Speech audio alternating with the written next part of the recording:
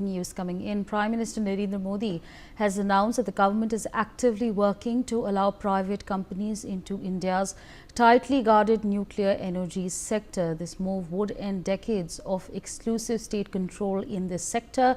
The plan involves allowing the private sector to build and operate small modular reactors to help expand the country's nuclear power generation capacity from around 8,800 megawatts to a target of 22,480 megawatts by 2031-32, supporting the nation's 2070 net zero goal. This move follows the opening of the space sector and will require a new policy framework, including potential amendments to the Civil Liability for Nuclear Damage Act. Currently, the Nuclear Power Corporation of India Limited is the sole entity responsible for generating nuclear power in the country.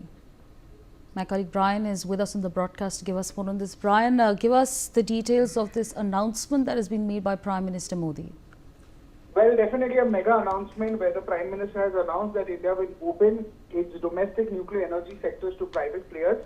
And clearly, here's how nuclear producing nations structure their nuclear power infrastructure. The US also, which is the #1 nuclear producer, 30% of global output, around 80% of production is in private hands itself. China becoming #2 itself, France becoming #3. Russia becoming #4 and South Korea #5 itself. But clearly this is a major announcement that will be a major game changer in India's nuclear energy, where India will now open its domestic nuclear energy to private players itself, yes.